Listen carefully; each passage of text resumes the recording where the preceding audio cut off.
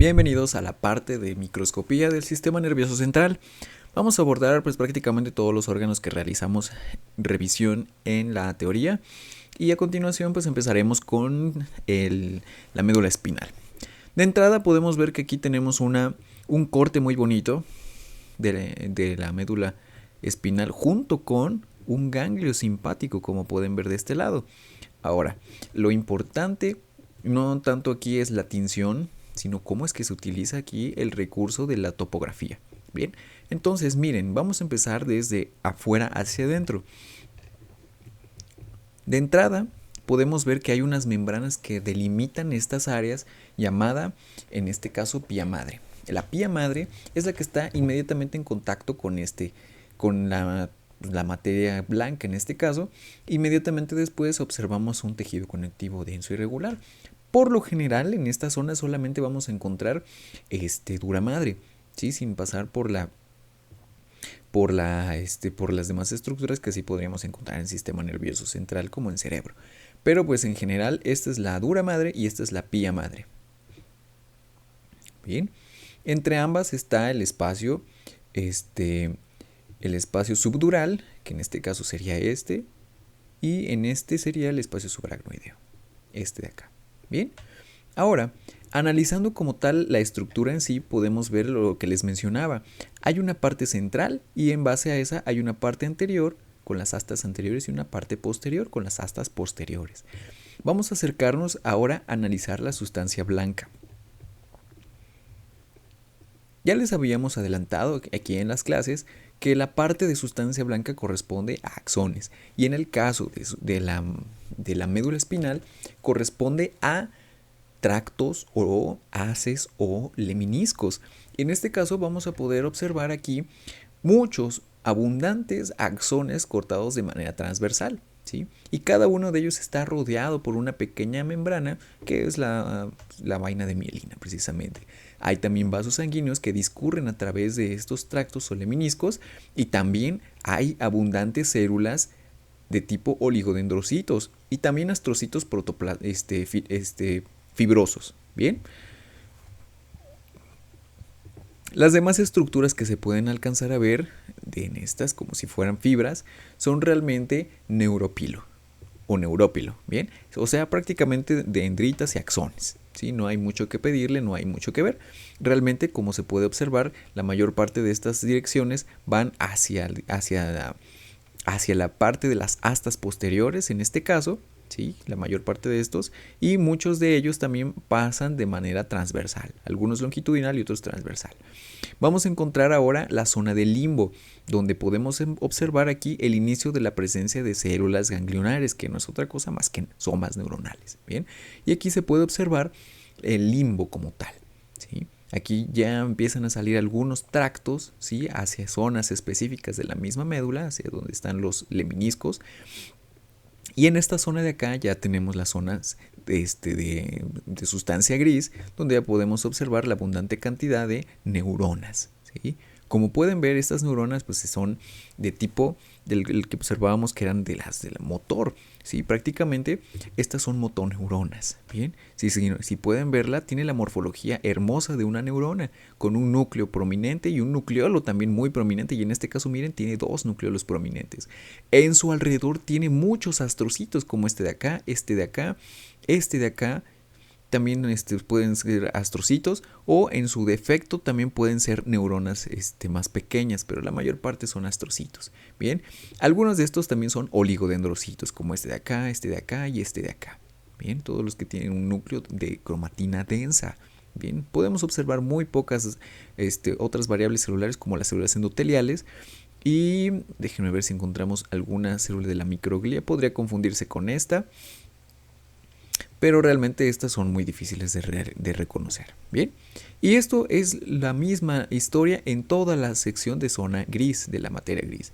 Ahora, lo que les mencionaba, en la parte central de la misma existe un conducto o canal central que está revestido por un epitelio muy bonito que es de tipo cilíndrico simple, que es precisamente células ependimarias, ¿sí? Estas células ependimarias son las que empiezan a secretar el líquido cefalorraquídeo, sobre todo en los ventrículos. Aquí como tal solamente hacen una especie de reabsorción y mantienen un gradiente entre el medio del sistema nervioso central y el del líquido cefalorraquídeo. Bien, ahora vamos a ver el ganglio simpático, donde vamos a observar las células de tipo sensoriales, como habíamos visto, ¿sí? Estas son células de tipo más grandes, son células ganglionares propiamente dichas, ¿sí? Y tienen a su alrededor células satélite, ¿sí? Pueden ver aquí una especie de epitelio encima de estas neuronas que son enormes, son muy muy grandes, tienen la misma morfología con un núcleo y un núcleo prominente y abundante citoplasma. El ergatoplasma o retículo endoplásmico rugoso es muy poco visible, pero sí se nota una gran diferencia entre estas neuronas y las neuronas de la médula espinal. Bien, miren, noten esa gran cantidad de células satélite en su periferia. Y alrededor de estas mismas pues tenemos tejido conectivo de tipo denso y regular, ¿sí?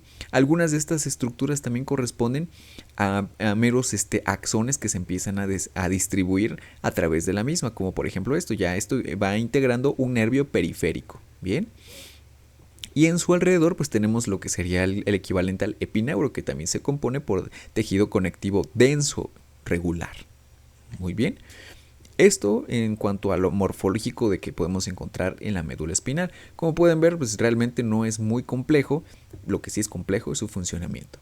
Vamos a pasar con la siguiente laminilla, donde vamos a ver tejido cerebral, ¿sí? Y aquí esta es una zona sensorial, ¿sí? Pero sin embargo vamos a poder observar algunas de las capas que habíamos analizado.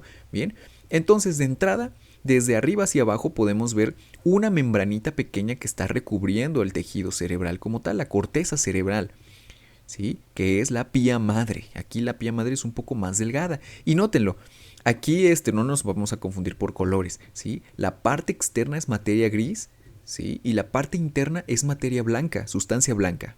Bien.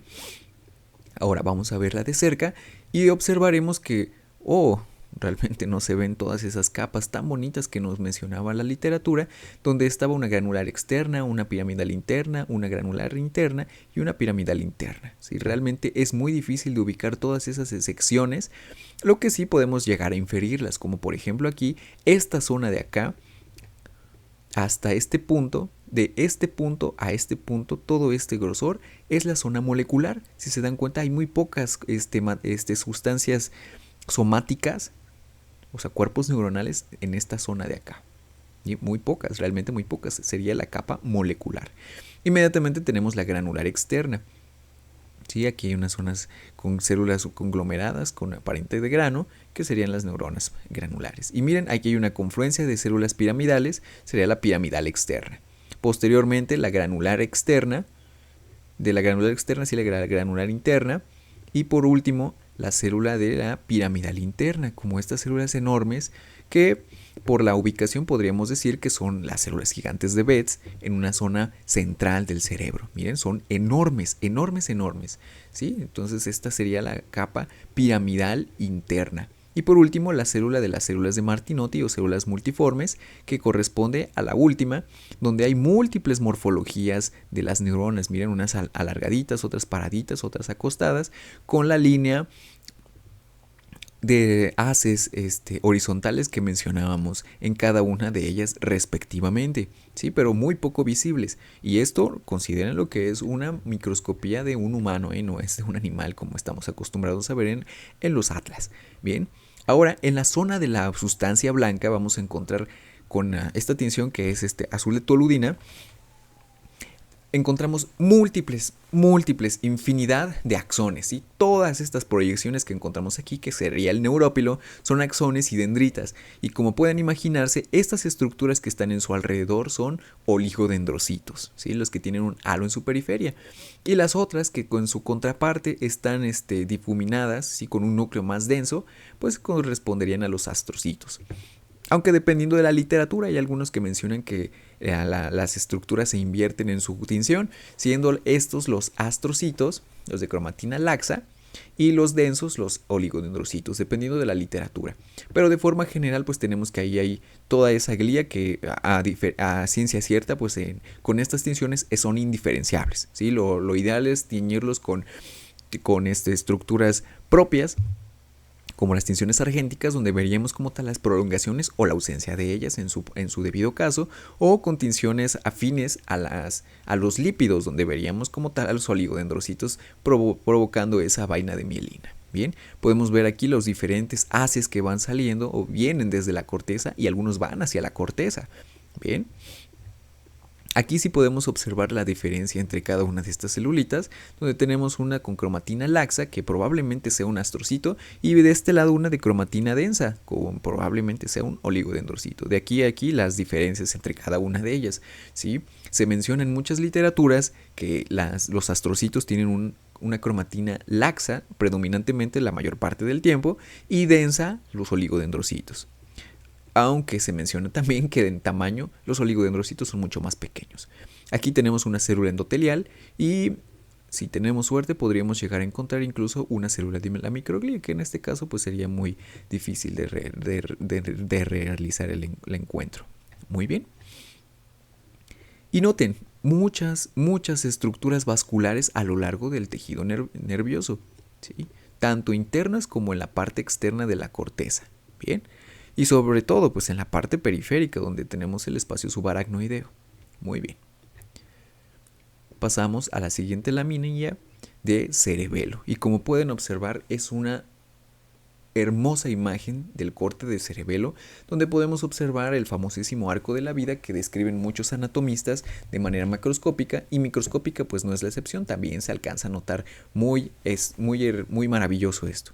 Entonces, la parte más eosinofílica que está interna es la materia blanca o la sustancia blanca, y la parte más basófila corresponde en estos casos a la capa granular de la corteza cerebelar, y la eosinofílica que está haciendo las circunvoluciones es la corteza cerebral en su capa molecular. Vamos a verla un poquito más de cerca para ver las poblaciones celulares. Entonces, en cualquier parte de donde nos vayamos vamos a ver prácticamente lo mismo, no hay ninguna diferencia a comparación de la estructura cerebral, donde sí hay mucha diferencia entre cada uno de los cortes en los que vayamos. Entonces, miren, podemos ver fácilmente la estructura de la capa molecular, y miren esta célula enorme de Purkinje con algunas de sus ramificaciones hacia la superior. Todas estas células que están en la parte de acá no son neuronas, son células astrocitos y oligodendrocitos, y también células sanguíneas, como por ejemplo de aquí, que es un vaso sanguíneo. Se menciona que también hay algunas células de tipo neuronas en cesta que pueden llegar incluso a estar haciendo conexiones entre estas como interneuronas, pero realmente en estas no es visible cada una de ellas. Miren aquí la zona del limbo que les mencionaba, donde están las células de Purkinje y donde todas ellas están descansando. Si se dan cuenta, no hay ninguna otra célula de Purkinje fuera de esta línea, ¿sí? Todas se mantienen en este estricto orden, cuidando de hacer las conexiones en la parte superior. Y si nos vamos a la parte inferior, en la zona granular, muy difícilmente vamos a ver diferencias entre cada una de esas celulitas, porque pues prácticamente todas ellas son neuronas y por supuesto astrocitos y oligodendrocitos. Si nos vamos a una parte más eosinofílica, vamos a ver una prominencia de estructuras más fibrosas que corresponden precisamente al neurópilo, a los axones y a las dendritas, que van haciendo las conexiones o las fibras que van hacia a la sustancia blanca, ¿sí? Y en esta zona pues vamos a encontrar solamente los oligodendrocitos en mayor proporción, junto con pues, células meramente de la circulación sanguínea, ¿no? Como las células endoteliales, los eritrocitos, como en este caso, miren, aquí va un vaso sanguíneo recto, y por aquí bueno, una neurona que se alcanzó a colar por ahí. Muy bien. Aquí en estas zonas algunas células trepadoras muy largas también, fáciles de reconocer. Muy bien. Si se dan cuenta, la mera estructura microscópica es un poco más fácil de adaptar en base a la comparativa de la fisiológica. Pasaremos a la otra vista de otra laminita, donde veremos aquí, mejor esta, donde estamos viendo ahora un ganglio parasimpático en un órgano que es el intestino. Bueno, en este caso el apéndice. Esta zona de acá es una zona ganglionar parasimpática que tiene nombre propio, que son células de Cajal, ¿sí? Cada una de estas conserva a una neurona en su interior. Aquí no se alcanza a ver una neurona tan específica. La mayor parte son células satélite, como lo veíamos en los ganglios. Aquí sí podemos ver neuronas. Miren, esta enorme de acá es una neurona de Cajal. Esta de acá también es una neurona. Bien. Por aquí tenemos estas 3, 4, 5 neuronas, todas ellas muy bonitas, núcleo grande y núcleo prominente. Son las células más grandes de nuestro organismo que podemos encontrar, las neuronas. Bien, aquí otra neurona, otra neurona, otra neurona. Muy bonitas todas ellas. Y todas estas son células satélite, y en su periferia podemos encontrar también células de tipo fibroblastos que las contienen en una especie de cápsula. Muy bien. Todo esto corresponde a tejido muscular liso, y aquí también células de tejido muscular liso.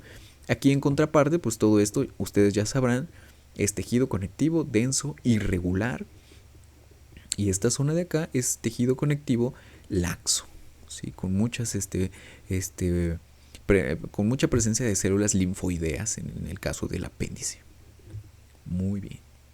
Entonces, espero que hayan aprendido mucho en esta lección de tejido nervioso. Por supuesto, es muy compleja, muy amplia por su estudio en histología, pero podemos reconocer fácilmente las diferencias entre cada una de las capas en el caso del cerebro y cerebelo, y las estructuras que podemos llegar a encontrar en los restantes espacios del sistema nervioso central.